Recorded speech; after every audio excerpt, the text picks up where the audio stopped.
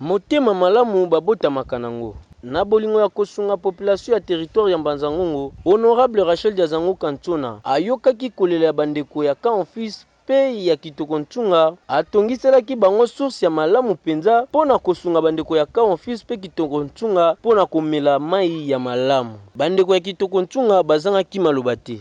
Ozaki pena na pasi ya mai mais nde babongisa biso source tokomo bika na mai yango. Pona wana osenga na Nzambe abakisile oyo ezangi po ndenge asalisi biso pona mai ezalaki ya mwa bien te mais ya bongiseli biso alandela yango pe na mama bakisi yango osenga na Nzambe abakisile oyo ezangi. Sima ya kosunga bandeko ya Kitoko Ntsunga pe ya Camp Office, Honorable Rachel Diazango Kantona ayokaki kolela ya bandeko ya Selile Kumbi na quartier de la Révolution akangaki matoi te atindaki biro na ye mobimba etambwisamaka na ndeko kama bakendaki kotongisa source oyo etungisaki makasi makanisi ya bandeko ya Kumbi. Pa maman Rachel, merci na o asaleli biso. Merci kana o basali po ba raisonner o bon c'est biso mai po biso pela ko to mai passe donc monsieur batu baya ba 2h 3h 0h 1h batu baya na mai mboka tikala su bien te ben sécurité ko makasi na mboka batu baya ba heure tardif na mai mais le wala raisonner ko bon c'est biso mai merci na o asali biso Nzamba pambola tu yangalele parce que problème est concerné kaka ba mamako. Il concernait Betu Batata parce que Betu Baon sont bénéficiaires tout à Mazamomo. Alors, d'après mon nombre de Kisalu qui tombe vanga ma bien, vous connaissez ça parce que Muntu Akele Kakibene, Linda Kondo Kiandia, Kiandoa, Kiamvoa, Takans, Kiampova Kalensa Kondo.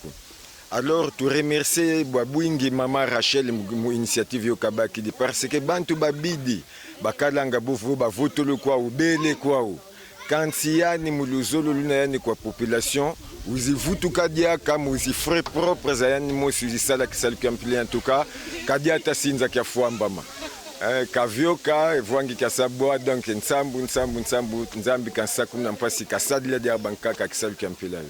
Sima ya koyoka bandeko ya Selile Kumbi, chargé à bureau de stratégie ya Honorable Rachel Diazango Kantona, yepe atalisaki lolenge misala ezotambola. Bon sotoza awa na Kumbi na Selile Kumbi eza na ouvrage moko boye to tongi na compte ya Honorable Rachel donc sous impulsion na ye yango te ko superviser au total la évolution des travaux parce que ça presque vers la fin.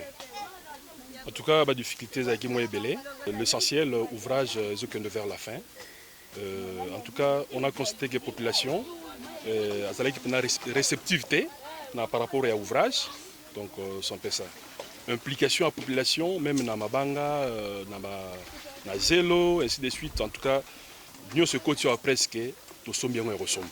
Mais ce qui est vrai, tant au Banaï Kotonga, deux fois Maï et Banaï Sala débordement, ciment et Kei par deux fois. Et puis Mabanga, on avait des problèmes à Mabanga. Poto Koukissa, sur le Talibo et place au Télémiao. En tout cas, Ben Moronandam Kotia. Vraiment, Mabanga, il y avait un problème sérieux. C'est tout à la place où on est allé. Quand la population est là, on a voyé Bisabango, ouvrage dans le style vraiment. Donc jusque-là, tout ça dans la période d'essai. Il y a un monique que la population zolobaké non, tu fallait aller à l'écolo, mais va constater que ça c'est. En réalité, place à Sewana. Si tu es à Sewana, et ça pour moi respiration. Mais place il y a Tio et Zali. Si on est là dans la population, et ça va protéger l'ouvrage. Il faut que la population mettre en place un comité moroboye pour la suivi il y a ouvrage pour protéger parce que ça ouvrage est pérenne. C'est-à-dire qu'il faut oublier là pendant longtemps. Donc c'est un ouvrage communautaire et ça tout moroté. Et ça tout moroté, il y a batu nyos. Bandeko boyeba ete Honorable Rachel Diazango Kantona alobi ete mokolo moko te akoki kobosa na population ya Congo central en général pe ya territoire ya Mbanza-Ngongo en particulier. Honorable Rachel Diazango Kantona misala na yo ezomonana.